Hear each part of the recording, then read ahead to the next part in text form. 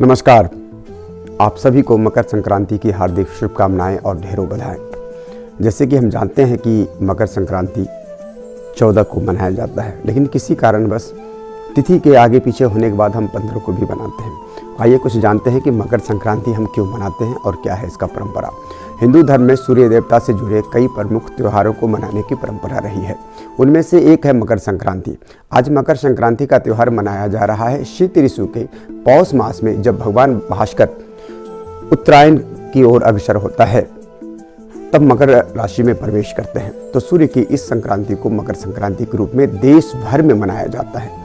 वैसे तो मकर संक्रांति हर साल 14 जनवरी को ही मनाई जाती है, लेकिन पिछले कुछ सालों से गणनाओं में आए कुछ परिवर्तन के कारण इसे 15 जनवरी को भी मनाया जाने लगा है।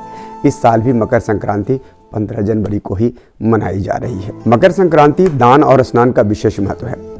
शास्त्रों में मकर संक्रांति के दिन स्नान, ध्यान और दान का विशेष महत्व बताया गया है। पुराणों में मकर संक्रांति को देवताओं का बताया गया दिन माना गया है। मान्यता है कि इस दिन किया गया दान 100 गुना वापस होकर लौटता है।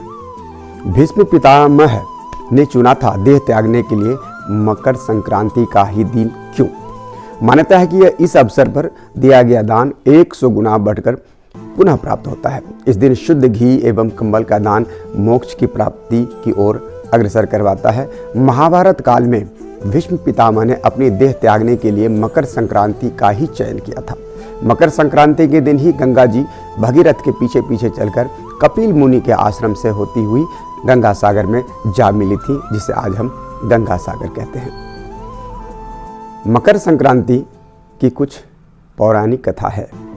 श्रीमद् भगवत एवं देवी पुराण के मुताबिक शनि महाराज का अपने पिता से वैरभाव था, क्योंकि सूर्यदेव ने उनकी माता छाया को अपनी दूसरी पत्नी संज्ञा के पुत्र यमराज से भेदभाव करते देख लिया था। इस बात से नाराज होकर सूर्यदेव ने संज्ञा को और उनके पुत्र शनि को अपने से बिल्कुल अलग कर दिया था। इससे शनि और छाया ने सूर्यदेव को कुष्ठ रोग का श्राप दे दिया था। मकर संक्रांति और यमराज की तपस्या, ये भी एक बहुत रहस्यपूर्ण बात है, सुनना चाहिए आपको। पिता सूर्यदेव को कुष्ठ रोग से पीड़ित देख यमराज काफी दुखी हुए। यमराज ने सूर्यदेव को कुष्ठ रोग से मुक्ति करवाने के लिए तपस्या की, लेकिन सूर्य ने क्रोधित होकर शनि महाराज के घर कुंभ, जिसे शनि जी का राशि कहा जाता है, उसे जला दिया। इसे शनि और उसकी माता को बहुत कष्ट भोगना पड़ा। यमराज ने अपनी सौतेली माता और भाई शनि के कष्ट देखकर उनके कल्याण के लिए पिता सूर्य को काफी समझाया। तब जाकर सूर्यदेव ने शनि के घर कुंभ में पहुंचे। मकर राशि में कैसे हुआ सूर्य का प्रवेश। कुंभ राशि में सब कुछ जला हुआ था। उसी समय शनि देव के पास तिल के अलावा कुछ भी नहीं बचा था, इसलिए उन्होंने काले तिल से सूर्यदेव की पूजा की।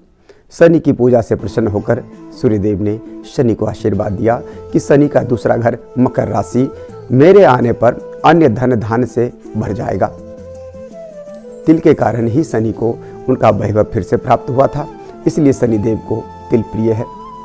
इसी समय से मकर संक्रांति पर तिल से सूर्य एवं शनि की पूजा का नियम शुरू हुआ। तो आप लोग समझ गए होंगे कि हम मकर संक्रांति क्यों मनाते हैं, और हमें बहुत ही अच्छा ढंग से मनाना भी चाहिए। सूर्य और शनि दोनों का पूजा करना चाहिए, ताकि हमारे घर में सुख, समृद्धि, वैभव और शांति अवस्थित रहे। आपको बहुत बहुत धन्यवाद। ऐसे बने रहिए। नमस्कार।